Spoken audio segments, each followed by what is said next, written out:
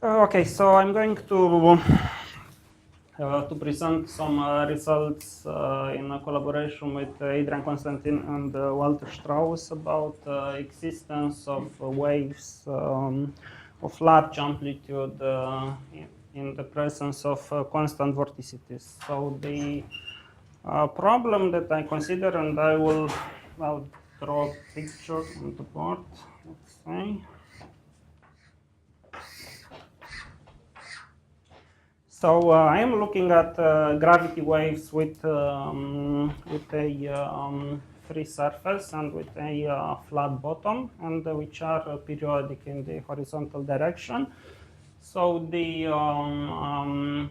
I consider gravity waves, so which leads to a Bernoulli condition of this form, and so in a moving frame, the wave is stationary and can be described by a stream function psi. So this is sort of a standard, and derivation of this kind of equations from the Euler system has been presented in Katie's talk during the first week. So I will not go back to that. So both the bottom and the free surface are streamlines, so psi is a constant on each of them. So we normalize it to be 0 at the free surface, and m is the mass flux. Then so Bernoulli condition takes this form, and so what is different compared to the irrotational wave, which is more widely studied, is that so psi is not a harmonic function, but the Laplace of psi, so minus delta psi, the vorticity is a constant here. So let me write this. So minus delta psi equals gamma, psi equals 0, psi equals minus m, gradient psi squared plus 2gy equals q, and the period is L over 2 minus L over 2, which I write it as pi over k, where k is the wave number. Okay, and so I'm interested in existence of such waves of large amplitude, and so the aim of this talk is to show how this free boundary problem can be equivalently reformulated as this quite maybe intimidating looking equation, which I will describe in more details. And how to use this equation to prove existence of waves of large amplitude using real analytic global bifurcation theory. So this is some sort of generalization of Babenko's equation in the theory of irrotational waves of finite depth. So it involves a function of one variable v, which is 2 pi periodic, and a number h, which I will explain later on what this means. So it is something that I call conformal mean depth. And it involves a pseudo-differential operator, which is some C subscript kh, so which is a modified version of the usual Hilbert transform, so which depends on the wave number k and this conformal mean depth of the flows. I'm going to describe in detail later. So what is the action of this operator? So if you look at this equation, so there is this function, the unknown, this function v of one variable. Then various constants from the problem. So k wave number, m is the flux, q is the Bernoulli constant, so g is gravitational constant, and this linear pseudo-differential operator. So we have this as a main equation, and then this is a scalar equation. So I will be using square brackets to denote averages of functions. So the first equation says that the function is 0. The second one is saying that the two functions have the same average, so to say. Yeah, so the first thing is to explain how this equation provides a completely equivalent description of the free boundary problem at the beginning, and then how we can do analysis for this and get the existence of solutions of large amplitude. And so if there are any questions, please ask me at any time. Is H an unknown or fixed? It will be fixed for the theory. I mean, no, yeah. But this is, well, so one is free to look at it whatever one likes. So there is no good reason to actually fix it. It's somehow artificial, but it's convenient to fix it. Is it the same as the conformal modulus? It might be, yes. So I will get to, yes. So I know that you have a paper on this, but... Oh, do I? I don't. You don't? I might have mentioned it, but I've never, I have trouble understanding it, Okay. significance. But my understanding is that if you fix it, then you lose conformality. So that's the only thing I'm nervous about. Okay, so let's see. Yes, so this is, I will need to spend actually some time to explain this this thing. Okay, and the reason why I'm doing this is that I'm particularly interested in waves for which the free surface is either overhanging, I mean, it's not a graph, or even if it is a graph, then the streamline pattern, so these are streamlines, are not always graph, but there could be closed streamlines. So these are such things cannot exist for irrotational waves, and proof go back to Spielvogel, although there was an error in the argument. On the other hand, for constant non-zero vorticity, computations of such overhanging waves have been carried out by Jean-Marc and earlier by Taylor da Silva and Peregrine, Simon and Southman, and so on. So existence of such waves is really a distinguishing feature of vorticity compared to the irrotational case. Then the fact that such waves with the critical layer was conjectured even by Kelvin. So linear theory and the dispersion relation of linear waves can be found in these papers in the 50s by Thomson and Bissell. So, and small amplitude nonlinear waves. So the first rigorous proof is due to Eric Valen, and then a different proof due to Adrian Constantin and myself.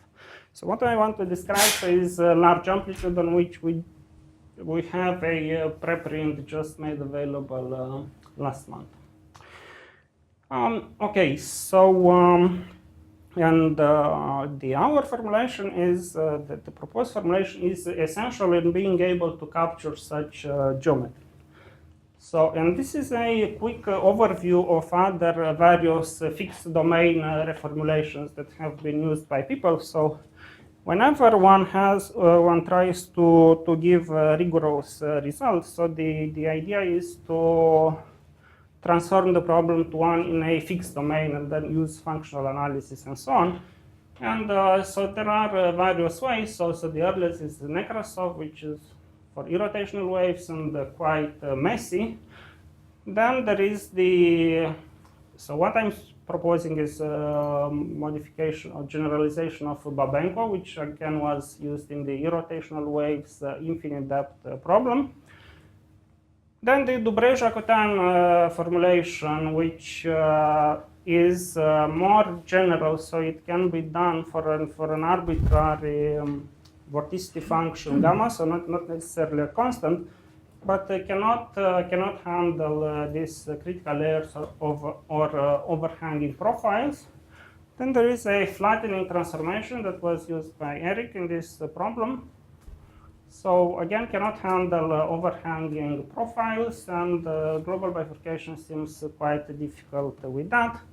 And then in the irrotational case as well, people have used the Dirichlet-Neumann operator, but as far as I know, so global bifurcation has not been proved using such formulations.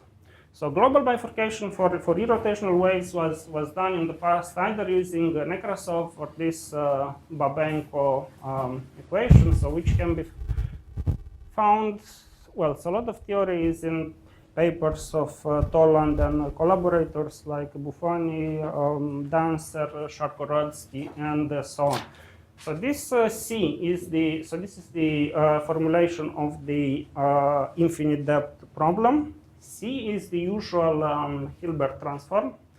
So the approach is based on conformal mappings, and what one gets if one does elementary conformal mapping is this equation dagger, which is cubic in V, but after some, let's say, complex analysis arguments, so it can be shown to be equivalent to equation star, which now is quadratic, and has the advantage of being the Euler-Lagrange equation of an energy. So this is the what I call the Babenko equation, where mu is a parameter.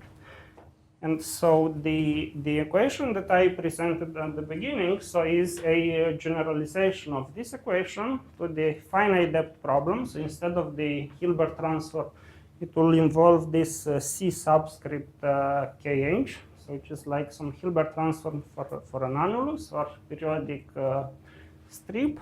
And there are some extra terms due to the vorticity, constant vorticity, that are included in my formulation. Is this also the first time somebody's done Babenko with finite depth? I think so. Yeah, I think so. It is one-dimensional version of there is a function of introduced by Daniliuk. There is a book on Stiklov institution. Integration is the Daniliuk function, or you get this function and this equation by parts. But the Daniliuk formulation also includes vorticity. Constant or arbitrary? Arbitrary. But this is based on. He proved almost nothing, but his formulation we can understand. No, but it's in the physical domain, right? So not. I mean, you get something like this for a curve with. Idea very simple. You take standard energy function, they make conformal mapping. Oh, okay. No, this I didn't know. And get something integral in angulus. Yes. Yeah. Then you look that really under the integral you have the complete differential, and then integrate by parts by green formula. And then you get exactly like this. Okay. And so how would you? I missed that. Was that Babenko with finite depth, or was that also with vorticity? Daniliuk working with angulus, therefore finite depth. The conformal mapping, he works in conformal domain. His conformal domain is angulus. No, but probably the wave is irrotational, right? Because this is where it's most relevant to use the. If you have variational principle in Eulerian coordinate, after conformal mapping, you can write the same variational principle in complex domain. But now unknowns will be x of W. Well, yeah. I will get to something very similar here.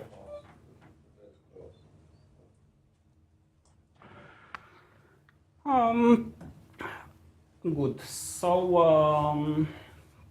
yes. So the so we regard here the fluid domain as the main unknown. So to say, and the idea is to use conformal mapping to describe such a domain. So any periodic domain like this can be regarded as the conformal image of a strip. So even if it is overhanging or whatever geometric shape this curve has, so there exists always a conformal mapping mapping a strip onto such a region with the bottom boundary on a line and with the top line on a curve. So conformal, yes. So this for the moment, let's forget the equation and just look at a domain, a periodic domain. So for simplicity, I will assume it to be symmetric. Then, although this is not necessary, then the horizontal periodicity of this means that the conformal mapping maps a certain box into one period of the wave, and then the next box into the next period, and so on. And I am interested in the 2 dimensions of this box, right? So this strip is not uniquely defined, so because we can always dilate it, but conformal mean depth of a periodic domain. So the definition is that is the vertical dimension of such a box when the horizontal dimension is normalized to have the same length as one period of the fluid domain. Is that the same as the conformal modulus that you are mentioning, Tom? I think so, because actually the easier way to see it is to think about the annulus. Yeah, I Effectively, have you this. map to an annulus, and you Okay. cannot uniquely map, you cannot choose the inner radius. Yeah, exactly. Yes, Yes. of course, because you have to conformal mapping rectangular on rectangular. Then you have some conformal module. Okay, so Okay, the experts so- agree, therefore, that such a parameter is relevant, needed. is needed. Yes, Yes. okay, but what actually happens? Suppose we cheat and we do fix it, what is the consequence? You still have a mapping, Mhm. it may not be conformal, but so what? Where is the problem? No.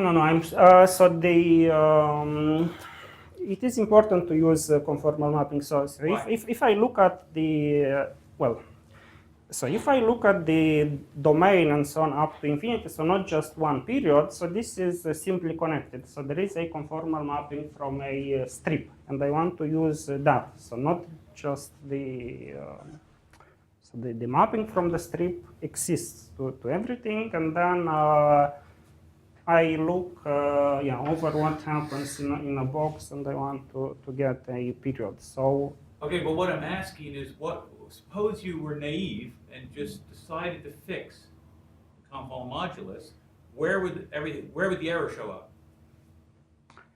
this I don't know. We can. I'm thinking maybe that your stream function, you would no longer, just think about an arbitrary transformation, what would it do to your del psi is equal to gamma? Is it possible you get errors in your stream function? It'd be kind of interesting to quantify. Well, don't you still have if you think about the bifurcation parameters here, right? You have both Q, your mass flux as well. Yes. And so I would imagine perhaps that's how it would. Okay, So but you're thinking about it just as parameters, that if you fix some parameters, the other parameters, if you vary, you're okay. Except here, you have the qualitative problem that your mapping is no longer conformal when you relax that parameter. So you get other consequences. Yeah. Look, but so we have no information on the stream function of on the two sides. So it's just like this boundary of this will be artificial. So I don't really want a map from a rectangle to a strip to this. I want from a strip, and these are just some Well, anyway. that's why the annulus argument is strong here, because the. No, it's exactly the same, but it just I did not want to. Well. Okay, well, let me say, I would love to see a proof that it doesn't matter, but I'm not convinced yet. No, conformal modular, as you say, it just depends on the domain in very complicated way, and it is only impossible to operate with him to find dependence of this quantity of other quantities or something like this. For rectangulars, annulus, it is simply ratio of the side of rectangular part. For linear domain, it is something Okay, so if I can move on, I mean, this is an interesting question of like sort of side issue. So if I so with my terminology and so on, so I can map a box of horizontal dimension 2 pi over k and vertical dimension h conformally into a period of the wave. But I actually prefer to have the horizontal dimension here 2 pi. So I will do a scaling of this rectangle and look at this conformal mapping from a rectangle of horizontal dimension 2 pi and the vertical dimension kh. So that's why this kh is relevant, and it is a non-dimensional quantity. Okay. So the domain is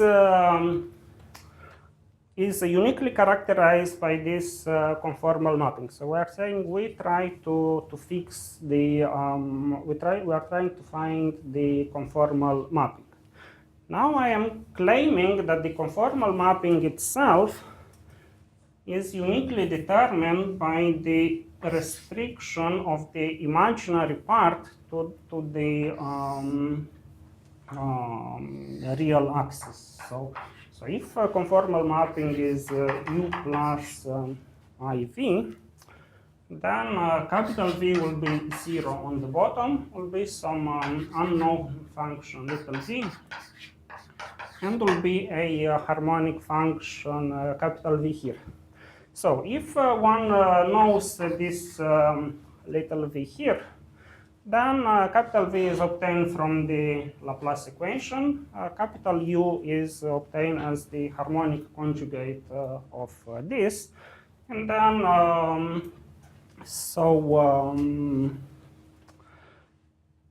and then capital U restricted to the to the real line, so will be essentially this, will give me this operator CKH, so this Hilbert transform. So this is explained in the next slide.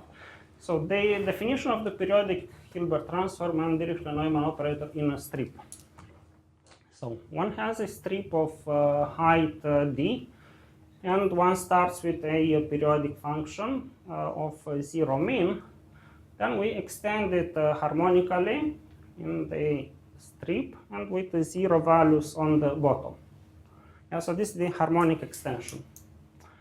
Then take the harmonic conjugate of that, z, so that z plus iw is holomorphic.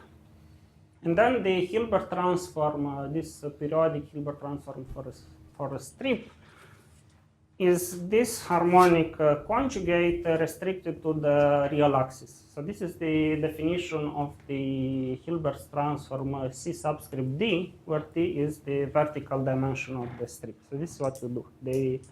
So this operator relates, so goes from imaginary to real in my. So now all of this for periodic functions can be done with separation of variables, and we get a Fourier multiplier. So it acts on cosines and sine in this way by multiplication with cotangent. So while in the infinite depth, so formally this go to 1, and we recover the standard Hilbert transform, which is a convolution. So this operator is itself some sort of convolution, but with something not explicit. So the one cannot sum this series explicitly, giving the Fourier multiplier.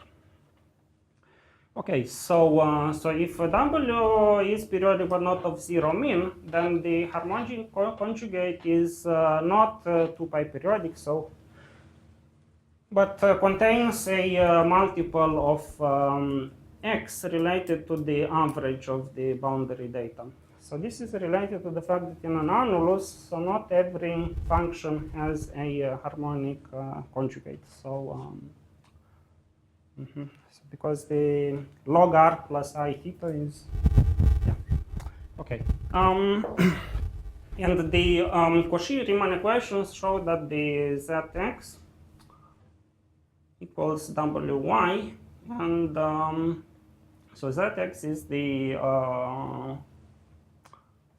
Hilbert transform of the derivative, and Wy is the Dirichlet-Neumann operator associated to W. So start with the Dirichlet data and solve the Laplace and get Neumann data. So in a strip, the Dirichlet-Neumann operator is the Hilbert transform of a derivative. So this is why this kind of CW prime is something that occurs very often, because it is related to Dirichlet-Neumann operator. Okay, so this kind of transformation exists for any domains, but now we want special domains for which the solution of this there is a solution of the free boundary problem with all of these boundary conditions. And the idea is that if there is such a function, we compose it to the conformal mapping and transform the problem to a strip and see what do we get in the strip. So what's the idea? So equation delta psi minus gamma is equivalent to the fact that psi plus gamma over 2y squared is harmonic. Harmonic functions are invariant under conformal mapping. So we compose with u and v and get something harmonic in the strip. And so, so there exists a solution psi of this problem in here, if and only if there exists a solution zeta in the strip of size kh of this equation. So harmonic 0 on the bottom with Dirichlet data on top related to v or little v, and there is also some condition on the normal derivative of this, which just comes from the chain rule and the Cauchy-Riemann equation. So this is the new problem in a strip, and if we just look at this, so this zeta y is basically, so should be the Dirichlet-Neumann operator associated to this function here. And so if one writes explicitly this Dirichlet-Neumann operators in terms of Hilbert transform of derivatives, so this is the equation that is obtained. Yeah, so q minus 2gv is this. So this is some sort of derivatives of v occur in this way. And yes, so the original domain admits a solution psi of this problem if and only if little v, the imaginary part of this mapping, satisfies this equation. This is the first observation. So but this is not the equation that I presented at the beginning. Okay, so I might skip a few details. So there is a result which is claiming the equivalence. So this was published in 2011. So if there is a 2 pi over k periodic water wave, then there exists a function, and so it is. The average of v is little h. So this is, I don't have time to explain in details, but so conformal mean depth is related to the average of this function. If and only, and this function satisfies this equation. And so moreover, if one knows this function v, then the free surface can be recovered, so here it is given a parameterization of the free surface, because the free surface is the conformal image of this line. So the imaginary part is little v indeed.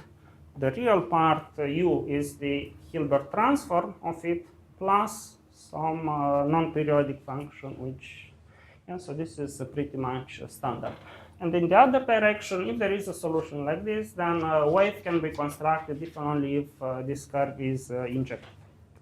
So this is the first reformulation of the problem as pseudo-differential equation, and I hope I have sort of explained how this operator arises and why only a function of one variable is relevant. Okay, so now there is something which I cannot describe in simple terms, but the claim that by some arguments of complex analysis, the previous equation is equivalent to a new equation, which is the equation that I presented at the beginning. But the situation is really similar. I mean, the argument is essentially the same as the irrotational water depth, irrotational finite depth problem, for which I showed that there is an equation coming in two different forms, and so this was known since Babenko, and you can find it in these papers, Buffoni, Dancer, Toland, Shargorodsky, and Toland, and so on.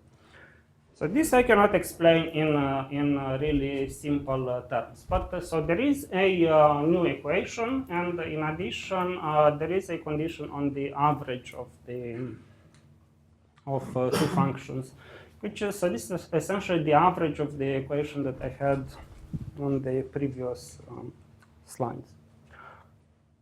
Okay, so now, and at the moment there are so many terms, so the important structures are not clear to see, but I will explain them shortly. Okay, so this is some sort of justification, but I will skip it. And okay, so this is related to what Pavel was saying, that the equation has a variational structure. And I have written down some energy for a function of one variable, but the above expression of the energy is obtained by rewriting the physical energy of the problem using conformal parameterization of the free surface. So you started with the energy in the physical plane, apply this conformal mapping, and you rewrite it like this, and you get this. And so if you take this expression for a function of one variable and look for critical points with respect to, well, split V into a zero mean part and the conformal mean depth part, and if one takes variations of this function with respect both with W and with H, so you get exactly the two equations on the previous slide. This is quite a lengthy calculation, like 4 pages. And in the process, one has to differentiate with respect to H this operator acting on a function. But it turns out that there is a quite simple formula. So both of these equations, including the zero condition, come from variational principle. So it is... Are you sure it's the natural energy of the wave that you use rather than Lagrangian? What do you mean? So kinetic energy plus, well, something with potential and with vorticities. So what would formally give you critical points in the physical domain? So 1/2 gradient psi square minus gamma psi or something plus q minus 2gy plus or minus, but it's this with some sign change or something like that. Okay, so it has a variational structure. Okay, so first now I am interested in existence theory. So first, does the problem have trivial solutions, well, any solutions at all? And one starts with parallel shear flows for which the free surface is flat, and psi is a function of y. And so now about your question, which parameters are fixed and which are arbitrary? So I am fixing k, I am fixing h, and the mass flux and q are allowed to vary along the solutions that I am constructing. So okay, so you solve this ODE, if psi is only a function of y, and one gets this for stream function quadratic function with coefficient gamma in front, and with velocity field linear. So these are linear shear, so to say. So I have some pictures a bit later on. So yeah, so the distribution of velocity is linear, so to say, like you see here. So particles at different levels move horizontally, but with different speeds, which vary linearly with the height. And there are solutions like this with flow reversal as well. So I should have drawn a line here. So some particles moving to the left and other to the right. So these are so this is the family of trivial flows with possible flow reversals and so on.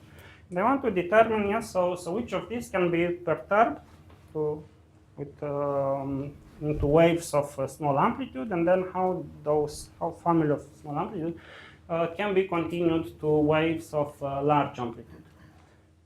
So there is a trivial curve for which Q and M are related by this relation. So this is very simple. So in the function space, let's say two horizontal axes, M and Q, and the vertical axis where the unknown V is, so C2 alpha, so to say.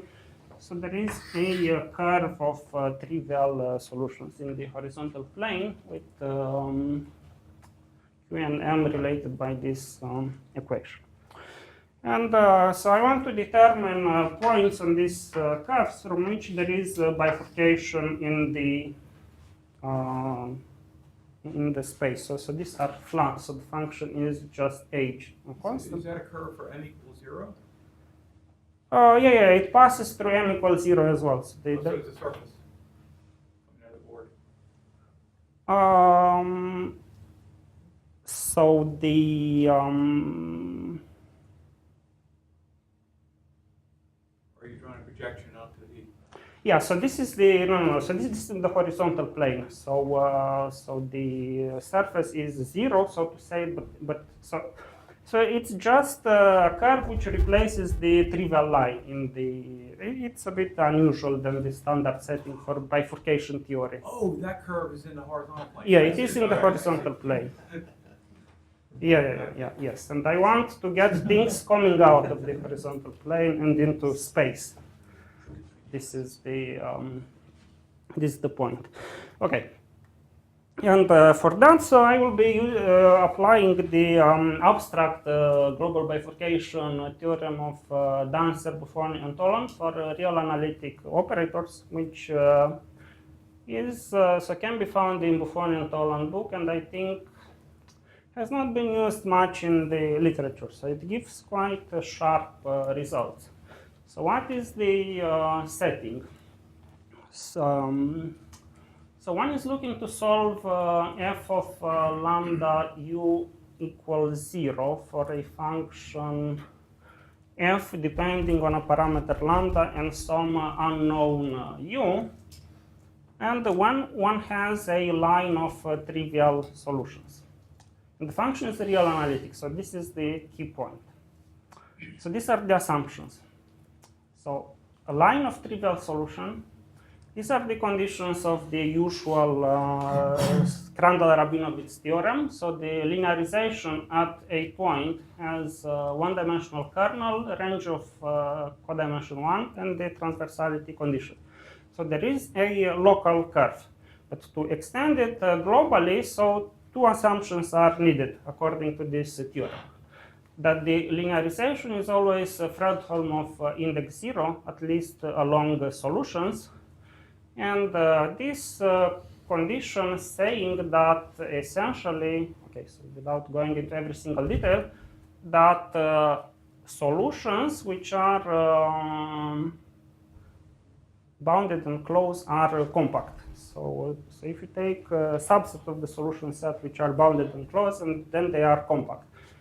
And so these are essentially what you need: the compactness of the solution set and the Fredholm for the linearization, and the conditions for the Krander-Rabinowitz theorem. Then, so the conclusion is this: there is a continuous curve. I'm sorry. Yeah. Let me Back. previous back. Yes. You have only one lambda star or not? Yes. Yeah. So this is from where a bifurcation takes place. So this is the point on the trivial line. Only one. Yeah. So that is for local bifurcation, but in the other condition is for every lambda, because as the curve goes in space, I think, for example, if you take UXX plus lambda U, something like this, there is countable set of lambda is equal 1, 2, 3, 4. Yeah, this is true. So this condition can be applied for any value of lambda star at which you have those. So in my problem, it will be exactly a sequence. So I get a countable family of curves, but the theorem is stated at each point for each curve in a particular. So Krander-Rabinowitz at one point, but there could be a countable sequence of points, which is exactly what happens. The question is about global core. Can you return? I will state it in the Next next slide. So then there exists a global curve with a global parameterized globally, and which can be reparameterized in a real analytic way locally around each of its points. So this comes from real analyticity. When the parameter along the curve is 0, we have this local bifurcation point. The tangent to the curve is given like by the thing in the kernel of the linearization. This is just Krander-Rabinowitz. And there are two possible alternatives for the curve. So either it eventually leaves every compact subset of the domain of definition, so which means either going to infinity or approaching the boundary, but this is the precise way to formulate it. So the solution leaves every compact going to infinity or to the boundary, or it is a loop. So this is in Buffon et al. Book almost what you need. Okay, so we apply this to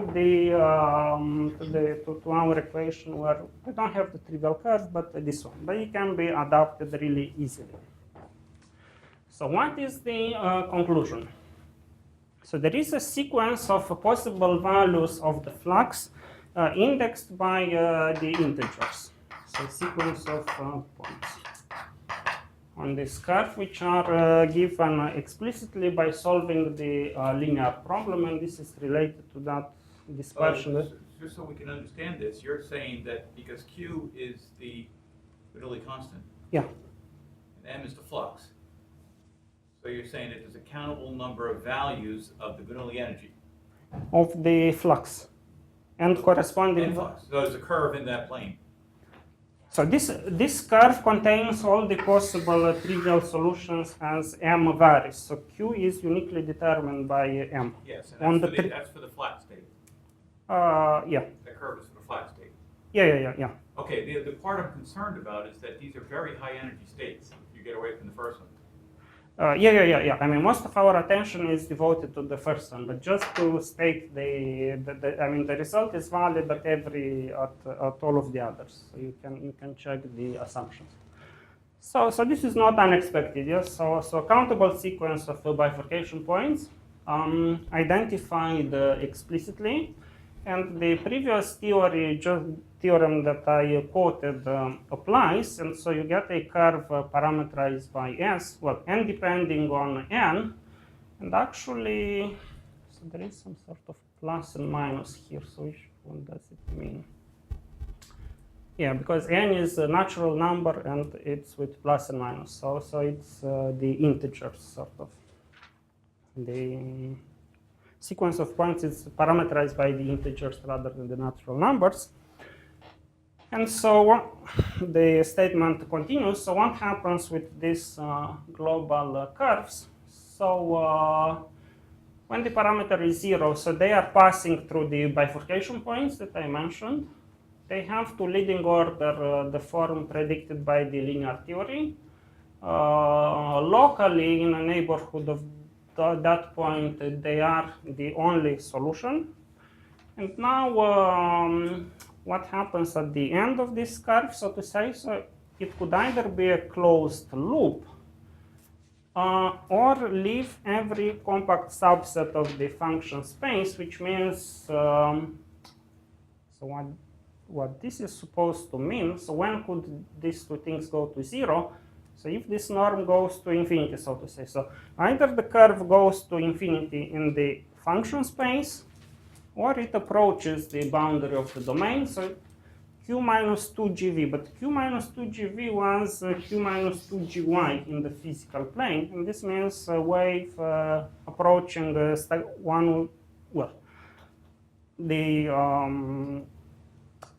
velocity at the crest approaching zero. So these are the two possible alternatives, three.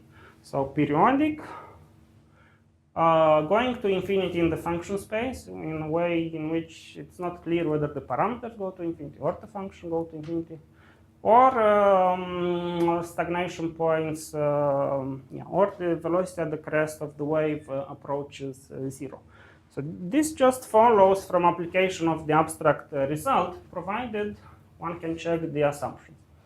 I will discuss that shortly, how the assumptions are checked.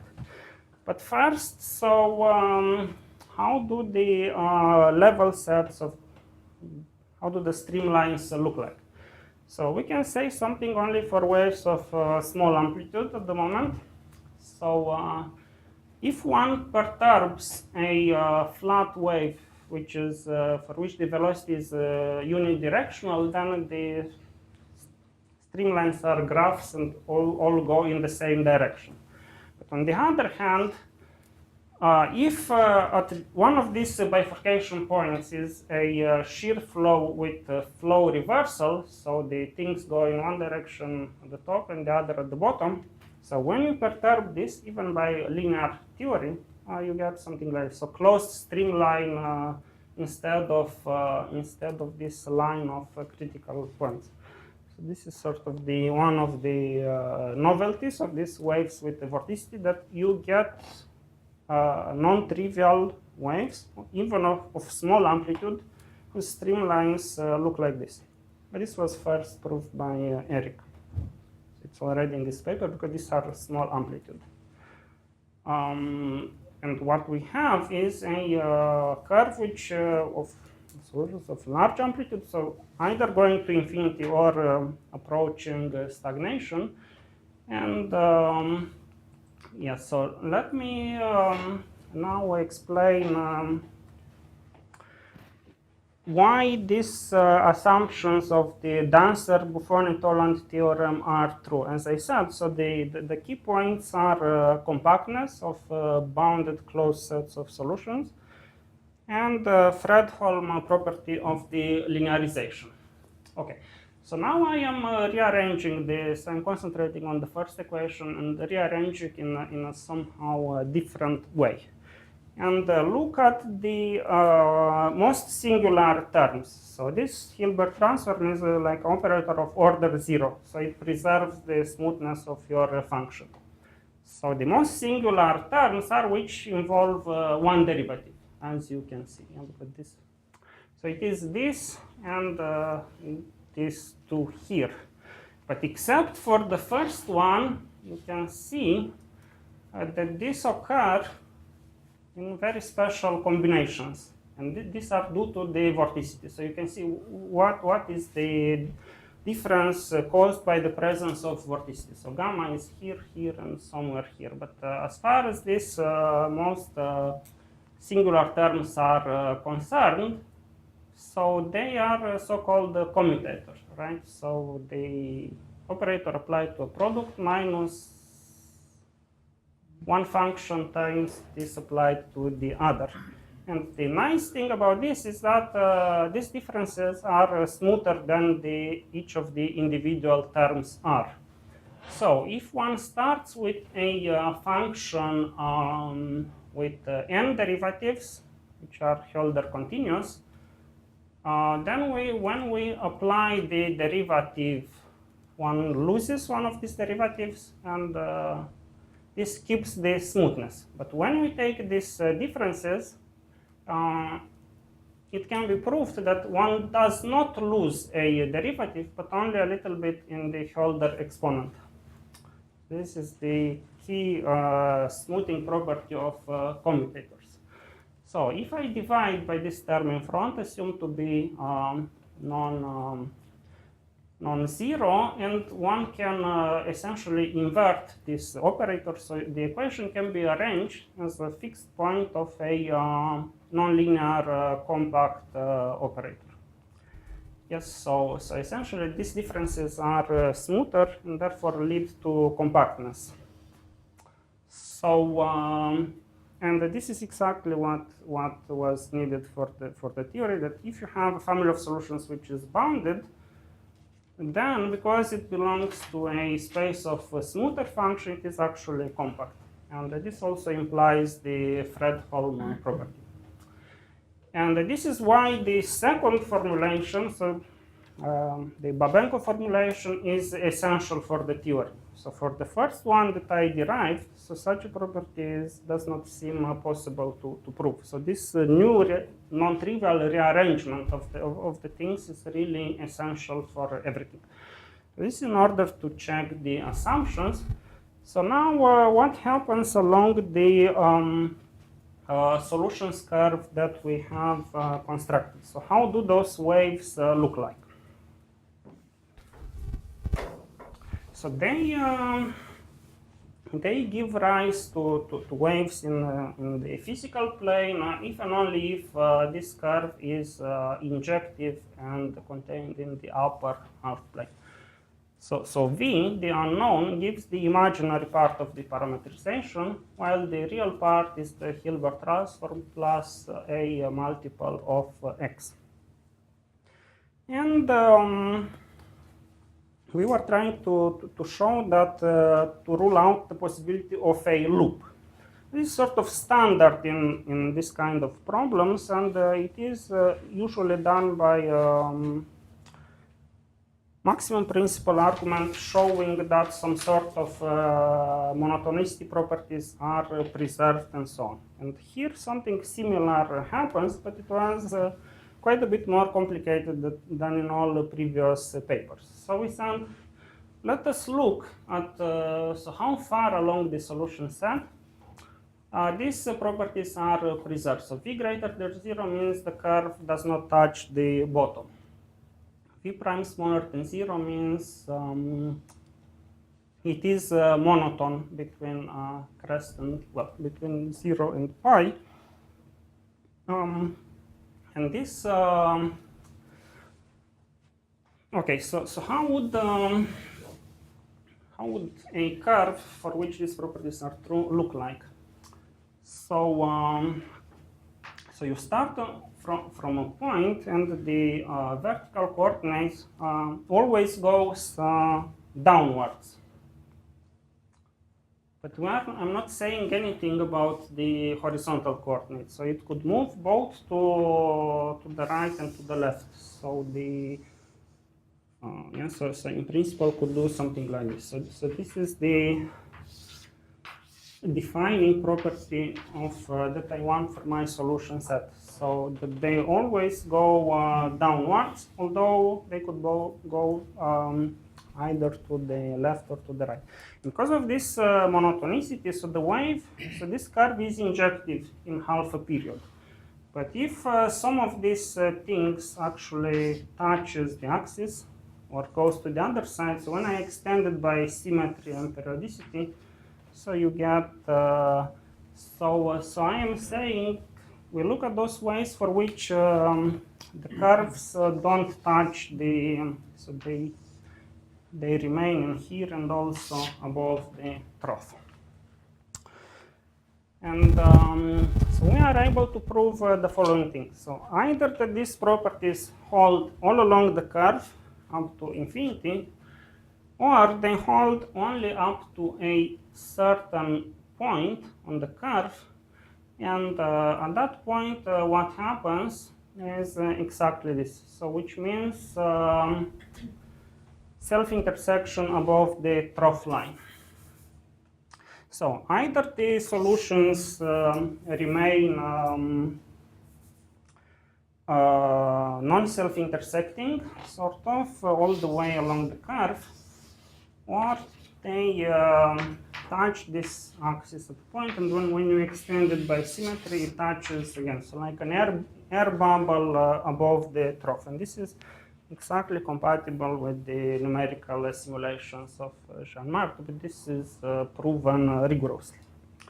Okay, so whether such solutions exist or not, so it's still open question from the analytical perspective. And so there remain quite a few open questions about the limiting configurations of this family of waves. So we conjecture, or we expect that one of the following must happen. So either this some sort of mushroom shape with self-intersection above the trough line. So if you just extend this by periodicity, you'll get something like this. Or this does not happen, and the solutions are okay all the way until a wave with a stagnation point is reached at the highest point, where that solution will become singular. So either with profile graph or overhanging, but always going vertically downwards, although left, right, we don't know yet. So these are open problems, how this look like. And so the different type of, there seem to be a quite rich, the possible behavior seems to be quite rich and depend on two things. So whichever of these three alternatives happen. So when, how big the vorticity is compared to the other things in the problem, so like the depth or the period. So for small gamma, we expect things like in the irrotational case, where this is the only thing that can happen. For big vorticity, maybe these other things happen, which are suggested by numerics. So this is natural, suggested by numerics. And also the behavior should depend on the sign of gamma in relation to the direction of the velocity of the flow from which bifurcation takes place. So this is something that I am very interested to investigate further. So what happens, qualitative and quantitative properties of such waves of large amplitude.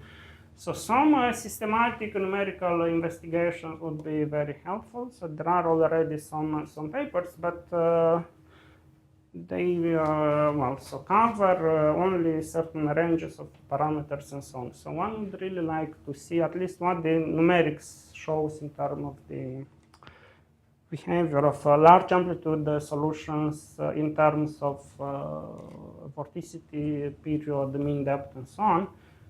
And yes, so and one would like to know, whether from this curve there exists or do not exist secondary or subharmonic bifurcation. And yes, so I did not mention in this talk, but the analysis that we are doing is some sort of extension of the Buffoni denser Toland papers from 2000 for the irrotational infinite depth problem. Just that we have so infinite depth and vorticity and things quite a bit more complicated. And they did here subharmonic bifurcation as well. Okay, thank you. Thank you. We take this results on wave vorticity. Are there any? Yep. Is H fixed in the theorem? Well, so in the theorem, yes, it is fixed. Because so I would like to, it is much easier to deal with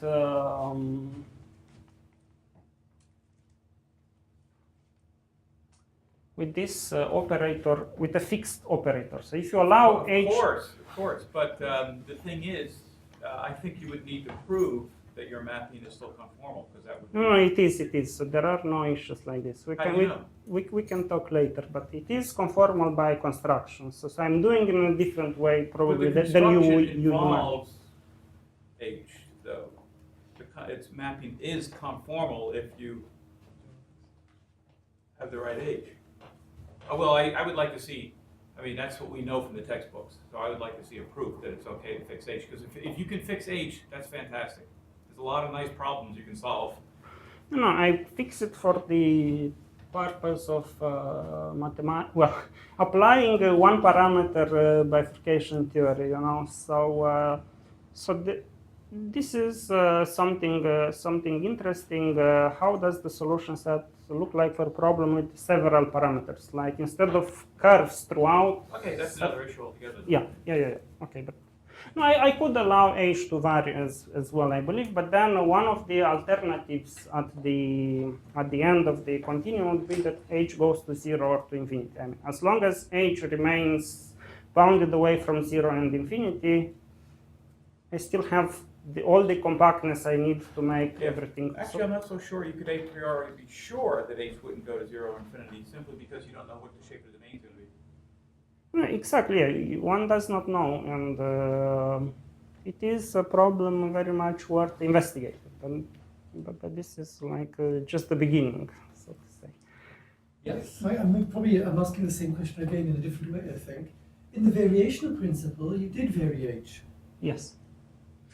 So to get solutions, you had to vary h, but later you don't have to vary h to get them. That's what I don't understand.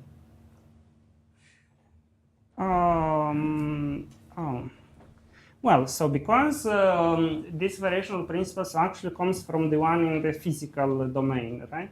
I mean, I said I'm taking the same energy as in the physical domain and transform it. And in the physical domain, you formally get the equations in one way or the other, and h is not directly involved. So in the variational principle, I believe that it is natural to allow h to vary as well. But for the theory, yes. So you are right that it was better maybe to allow h to vary as well. Well, the way I would think about it is your conformal mapping is not just UV, it's UVH. Yes, it is, yes. You're solving for all three.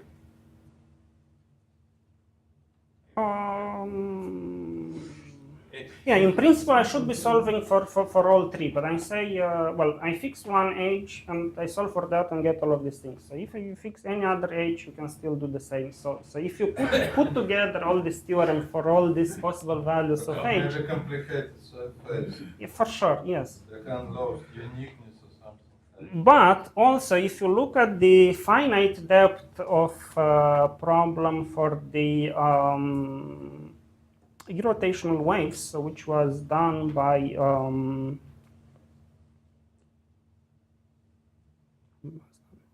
Gideon, Norbury, and Amy Toland, and so on. So for irrotational waves, I believe that you have C equals m over h, sort of, so to say. So It's sort of related to the definition of c, the speed at which the wave is moving. yeah, but this is some sort of the mean velocity, so it's not the speed, but Yes, they're hidden in this some velocity. It's some special velocity, not real average velocity. It's not obvious how you define the velocity of the. exactly, yeah, this is a of the different. periodic waves. It Different is way to not do a it. velocity in fact.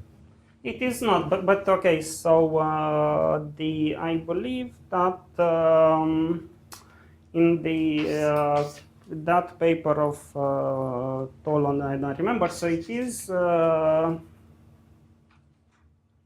m of, well, c over m is fixed or something. So in the end, for them, h is fixed as well. So I'm not the first one to. but they just Can't call blame it on it. them. They just call it flux over velocity. So this parameter is fixed for them. But This Yeah. question never discussed.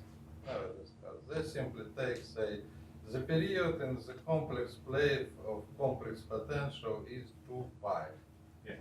So since we're Why mentioning is Keating it and not Norbury, discussed? they also have a paper with vorticity. Yeah, I think so. Yes, yes. So I think it was global bifurcation too. I don't think so. But we can, yeah. No, their global bifurcation paper uses Necrosov for irrotational waves. But with vorticity, I don't know what could they have used. I mean, otherwise, you would make unhappy Konstantin Strauss, who said No. we are the first people. Here the main discovery is that there was a class of wave was found such that in vertical direction you can down, in horizontal direction you have forward, but only on one interval profile of wave. Who discovered that? You. Oh. No. I am not sure that my solution actually do this. So in principle, they could, but Because without this you have no global theory. Okay, since the speaker does not remember, it's time to have a break. Coffee break. I have two announcements. There is a talk after the break, but it's in the other building, in the other room. And a much more important announcement, after that talk, there is a party with pizza and beer. Are we supposed to say we're going to, like, do you know how much pizza to order? Paul, the space not here, is ordering pizza. Oh, okay, good. So we just go up. Estimating the number of participants. It's like meeting.